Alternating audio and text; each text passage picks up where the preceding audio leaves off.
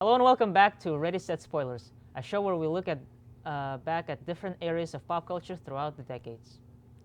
We have an exciting show planned for you today. Today's episode, we will look back to see which TV show, songs, and movies were topping in the charts in the 90s as we give our honest, raw opinions about them. Without further ado, let's jump right into our first segment, Fresh or Rotten. The 90s were a huge turning point in television history. Networks like NBC and ABC stocked up on comedies and realistic dramas, while cable networks like Cartoon Network started upping the ante with quality programming. Viewers had more options now than ever to get their entertainment. That's right, and there's no other way we can start this segment off 90s TV off any other way other than talking about the iconic show Friends. Although there are a lot of shows now that people find nostalgic and can rewatch a million times, there are none that do it quite like Friends. Apparently, psychologists actually investigated the cultural impact of Friends. They found it influenced the English language and has also been credited in helping non-English speaking students learn the language. That's crazy. I heard it was also translated into a ton of other languages and aired in countless other countries, one of the first TV shows to actually do this. Whether you love it or hate it, you can't deny the incredible impact the show had. Speaking of which, time to cast our votes. Fresh or rotten? I have got to say, fresh. No surprise there. Honestly, oh wait, It's yours. here. I will also say fresh. Something about it that draws me in anytime that it's on. No matter what episode or season it is, it's just as great every time. My favorite moment in all of Friends history has got to be the episode where Ross keeps yelling, "Pivot!"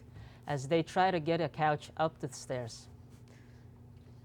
That's like the most popular scene in all of Friends. Yeah, I know. But it's so simple, yet so funny and relatable. What about you? You know, I gotta say that I love the storyline of Ross and Rachel's relationship, as messed up as it is. My favorite moment was when Ross says Rachel's name instead of Emily's at his wedding. Wow, yes, I almost forgot about that. How messed up was that? I felt so awful for Emily after. I can't believe she even tried to forgive him. If that was me, I would have stormed off right away. Listen now, in real life, I would have stormed off too. But in the Friends universe, I just got excited that Ross and Rachel might be together again. Yes, I guess so. And they did end up together in the end, so worth it, I guess. But I wondered, had that not happened, would Ross and Emily actually be endgame instead? Interesting question. Thankfully, we'll never know the answer to that. Moving on through the 90s, TV is one of my favorite shows, Saved by the Bell. I remember watching it every single morning before school, and I'd get to see at least an episode, sometimes two. I'd never want to stop watching, and now it's on Netflix. Obviously, I rate this show fresh. How about you? Gotta be honest here, and I do feel bad about this one, but rotten. What? That's crazy. Any reason why? I've seen a few episodes, but none really grabbed my attention. It was a bit boring for my taste. I think the last thing I wanted to see in the morning before going to school was a show about going to school, you know? I have to disagree with you there. I think it was a great show. Each episode was very relatable to actual middle and high school life and made a point to teach an important lesson. Any specific episodes you loved? Not as much loved, but one I found to be important was when one of the characters, Jesse, starts taking caffeine pills to help her study and ends up getting addicted. Right. I actually remember seeing that episode. You know, for its time, it's surprising that the show decided to tackle such a heavy topic, especially with characters that young. Not something that was shown too often, honestly. Yeah, and nowadays we have shows like Euphoria, which take things to a whole different level. If I have to be fair, maybe if I rewatch the show today, I could look at it from a different perspective and maybe rethink my decision. I think the first two reasons, no, I'm sorry, not reasons. I think the first two seasons are harder to watch than the rest of the show. The characters are still really young and I believe still technically in middle school at the time. It gets better as the characters grow older and enter new situations. You know, I do remember seeing apparently they rebooted the show with some of the same characters from the original. Yeah, about that. Moving on, what's next on our list? The 1990s represents a moment in television history where you see the introduction of situational comedies centered around Black families for the first time, and one of the best to ever do it was The Fresh Prince of Bel-Air. While this show typically held an upbeat vibe, they did confront hard topics such as racism and profiling. This show is fresh. There have been so many iconic moments that have stayed with me until today. I agree. This show is definitely fresh. You know, right off the bat, I of course have to mention that the most famous scene in all of Fresh Prince history. And I already think I know what you're talking about. The scene which Will breaks down talking to Uncle Phil. Eventually, we came to find out that none of that was scripted and Will actually said those things because that's how he felt about his real father. It's such a heavy, heartfelt moment, but obviously so impactful. People still talk about it until this day. On a lighter note, the other most popular thing to come out of Fresh Prince is also somehow one of the most challenging, the Carlton Dance. Yes, I remember seeing it and thinking, how does he move like that? Apparently not a lot of people know how because not many can do the dance quite like he does. All right. All right. Back to the show though. Besides the dance and the great intro song, the show did carry heavy responsibilities. What are you doing in there? What's that? I wouldn't do that. What are you doing? What are you looking for?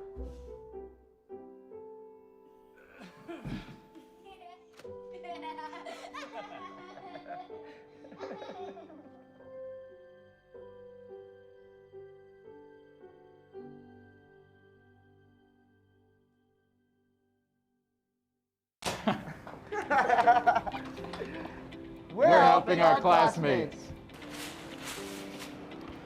Thank you. Aquí ayudamos a quienes les gusta comer postres ricos. I'm helping my customers. Sim, muito obrigado. Tchauzinho. Eu estou a fazer isto para ajudar a minha família, comunidade e amigos. Hi, my name is Marconi Gavis, the Health Director for the Township of Union. Getting vaccinated is the best way to ensure that we continue to help others in our community. COVID-19 vaccines are safe, effective, and free. So please continue to help your community by getting vaccinated at one of our upcoming vaccination clinics. Remember, together we can help our community. The 90s are filled with memorable pop culture references. In reference to music, one of the most fascinating and important decades of the music business. From the rise of the grunge to rise of the rap. By the hands of young legends, eventually what brought them acclaim would be their end. Starting off with a specific sound that is, of the specific sound that is the Seattle grunge scene. Kurt Cobain would go on to influence a generation and beyond in only a short period of time. While his own demise might be what is infamously remembered the most, what he did with Nirvana changed the landscape of the band. Kurt Cobain had a smooth, heavenly voice that resonated with a whole new generation that felt aligned for not fitting in. During the time they were together, Nirvana was able to release 3 studio albums that would have good reviews, were critically acclaimed, and were well received by the audience who helped create a new rock boom. Are you familiar with Nirvana? Yes, I think that Nirvana songs have really reached so many people. You wouldn't expect it from the character that is Kurt Cobain, but naturally the ones that are different leave a mark. It's important to note that this specific sound that Nirvana played was not a sound that was nationally known. There was no technology like these days, so the way to come across the new songs would be the radio. Their sound, their Seattle grunge sound, was never up to that point, demonstrated and presented in this way. When talking about the 1990s, there are two names that really stand out the most out of anyone else, no matter the genre. These best friends turned enemies both ended up with unfortunate tragedies splitting the country in two, Tupac Shakur and Christopher Wallace, better known as Biggie Smalls. Oh, wait. These two really separate the fans of rap. East Coast versus West Coast was a significant era in music because it shows what can occur when you let hate take over. Biggie and Tupac were only 24 and 25, respectively, when their deaths occurred, leaving so many people with a speculation of what could have been if they remained alive. The rivalry started when Tupac was scheduled to go meet up with Puff Daddy and Biggie Smalls at the Quaid recording studio in Manhattan. Unfortunately, Tupac did not make it to the scheduled studio time, as he gets gunned down and shot 5 times. Some may ask, what does this have to do with Biggie Smalls? Tupac strongly believed that Biggie and Puffy sent the men to kill him. From there on, rap diss tracks and confrontations at red carpets have occurred, without both being able to take a moment and figure it out. Up to these days, it is unclear if Puffy and Biggie were behind it, but honestly, it would have been better if they had just sat down and talked it out. Tupac and Biggie were murdered in drive-by shootings in Las Vegas and Los Angeles, respectively, only 6 months apart. After the King of New York was killed, Biggie Smalls, two New York rappers, were starting to make a name for themselves. Jay-Z and Nas are considered two of the greatest rappers of all time, expanding their cultural status to every extent. Finishing off the decade was the popularity of the boy groups, with key players being NSYNC, releasing hits after hits before and after the turn of a new decade. Do you know what all of these people have in common? No. What? That they are great lyricists, so that means it's time to play Guess the Lyric. Here's how it works. We're going to take turns guessing lyrics to the most well-known songs of the era. We will have most of the lyrics on the card that we are holding, and then there will be blank spaces for the next line. It will be up to us to finish the line correctly. We take turns reading the lyrics and guessing. For everyone you get right, you get 1 point. The person at the end with the most points wins. Are you ready for this? I might as well be a 90s baby. This game is all me. Okay, I respect that confidence. Let's see how you do with the first song. When I look into your eyes, I can see a love restrained. But darling, when I hold you, don't you know I feel the same? Nothing lasts forever, and we both know hearts can change. In the cold November rain, Guns N' Roses. Oh yeah, I got this. Well, I'm not surprised. It's a classic. I forgot that song was in the 90s. I would have guessed 80s.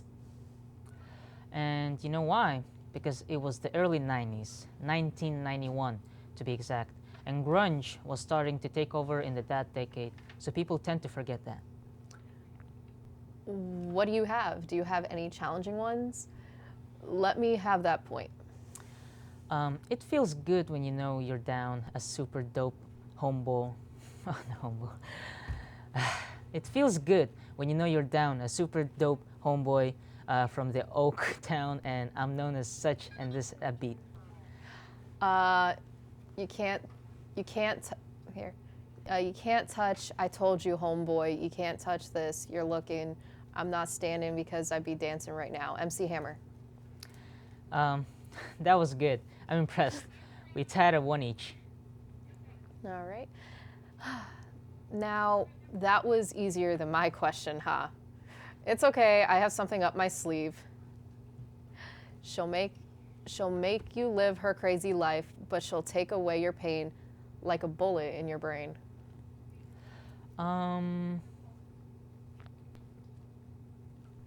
Um, Come on, Upside, Inside Out. She's living La Vida Loca, Ricky Martin. That's a throwback. So nostalgic. It's driving me out of my mind. That's why it's hard for me to find. Can't get it out of my head. Miss her, kiss her, love her. Wrong move, you're dead. Wait, I know the song. Just knowing doesn't win you the point, was it? Wait. Last chance. I know it, but I don't know it. Like, do you get it? I know it, but don't. You're not getting the point. It is Poison. It is Poison by Belle Biv DeVoe. I know you know that song. I do know that song. Redo. That is not happening. Now give your last song so I can take the point and win. You will not walk away as the winner today. I heard he sang a good song. I heard he had a style. And so I came to see him to listen for a while. And there he was, this young boy, a stranger to my eyes. Strumming my pain with his fingers, singing my life with his words, killing me softly with his song, The Fugees. Lauryn Hill. You know, that's not fair. I can make an argument that Killing Me Softly with his song is from the 70s. What a sore loser. You know what? I will give you one chance. I'll give you one more song. If you get it, then we continue until 5. If not, we end here. Fair enough. Get on with it. If nobody's holding you back from me, 'cause I know how you usually do when you say everything to me times 2, why can't you just tell me the truth? If somebody's there, then tell me who. Waiting. No, not this time. Now. Okay. You won this time. Well, that's it for the segment of Guess the Lyric, and we will take a quick break, then come back to discuss the best movies of the 1990s. Don't go away.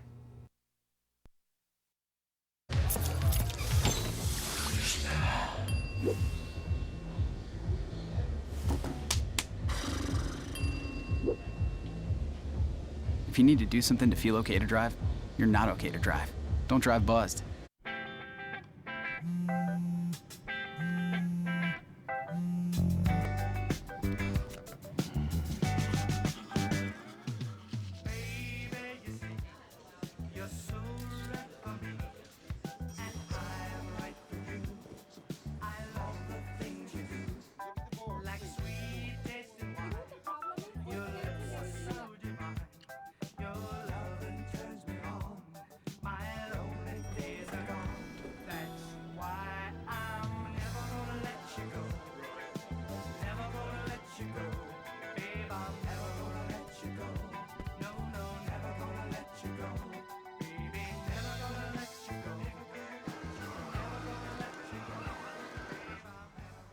Here you go.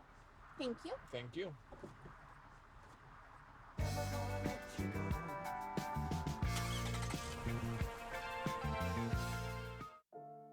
I taught for 20 years, but I started forgetting my lectures. Eventually, he had to quit. My therapist recommended we go to the doctor. The early Alzheimer's diagnosis allowed us to take control of the situation. He's been such a positive force and so loving. Thank you. You're welcome. If you or your family are noticing changes, it could be Alzheimer's. Talk about seeing a doctor together.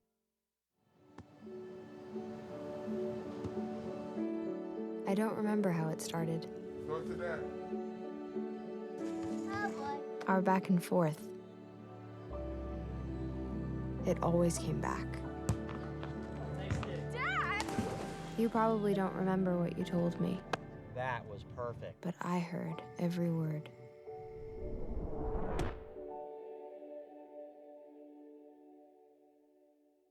Welcome back to our final segment, Movie Mayhem. Today, we will discuss some of the greatest movies that came during the 1990s. The 90s were a time of smart self-aware, and groundbreaking cinema. So much so that Hollywood struggles to keep it alive today with their endless remakes and reboots. Today, let's look at the originals that made the 90s so good. The rom-com was at its pinnacle. Comedies were truly funny with stars like Jim Carrey and Adam Sandler on the come-up, and it was the time of some of the most iconic movies to date, like Titanic and Forrest Gump. The first movie picked today is Pixar's Toy Story, released in 1995 as the first Pixar-Disney collaboration, and the first feature-length animated film that was completely computer-generated. It really jump-started what Pixar would eventually become today. I'm not ashamed to say this day that Toy Story remains one of my favorite movies ever. Let's be honest here. If you're between the ages of 21, 23, you probably have a deep love for that movie. And rightfully so. Not only did Toy Story steal our hearts, though, it also broke many records upon its release. Apart from being Pixar's first film and the first 100% computer animated film, it was also the highest grossing movie of 1995 and still remains with a solid 100% rating on Rotten Tomatoes. Toy Story finally let animation get taken seriously again for the first time in decades. Apart from its achievements, the film itself stands the test of time and is still enjoyable to all viewers of any age today. With concepts of friendship, self-confidence, and vulnerability, it's not surprising people are enjoying this film 25 years later. With fun characters such as Woody and iconic Buzz Lightyear, it's easy to see why. The rivalry between Woody and Buzz feels just like any family quarrel. It gives a sense of oneness that gives this film its kick. It takes a number of surprising turns and answers the questions that we all thought at least once. What did our toys do when we weren't around? It was great to see our wildest imaginations come to the biggest screen. It was a great watch from start to finish that keeps its viewers of any age entertained. So much so that Toy Story 5 is now in production. Not only that, but Lightyear, the origin story of Buzz Lightyear, comes out in June of 2022. I will definitely be seeing that in theaters. Moving right along, nobody was doing comedy in the 90s, quite legends like Jim Carrey and Adam Sandler. That's right. With films such as Big Daddy, The Waterboy, Billy Madison, and Happy Gilmore, Adam Sandler made the 90s his own. A controversial opinion to some, but with a net worth of over $420 million and his own production company, he's doing something right. And it wouldn't be the same without what I thought was his best film of the 90s, The Wedding Singer. The film follows a wedding singer as he loses all hope when he is abandoned at the altar. He meets a woman named Julia who asks for his help to plan her wedding. He falls in love with her and must win her over before she gets married. The film stays funny and sweet at the same time. It's not too glamorous or flashy, but it sure is a good time as a lightweight romantic comedy. I think Drew Barrymore and Adam Sandler have such a great chemistry on screen that you can really feel off the screen that just seals your heart. I agree, and so did others as they ended up doing a few more other films together. I acknowledge the film, like most of Adam Sandler movies, aren't a classic piece of cinema and don't make social commentary about society, but they are a good time. Yeah, and sometimes that is all you want, a way to shut your brain off for 2 hours and be able to just sit back, relax, and laugh without a single worry about the real world. The Wedding Singer turns out to be an entertaining way to spend 90 minutes laughing at the past. It's one of Adam Sandler's better films for sure. All right, folks, that's all we have for today's episode. We hope that we covered some of your favorite shows and films from the 1990s. Thank you for watching, and make sure to tune in next week because we have another great show in store. We'll see you guys later.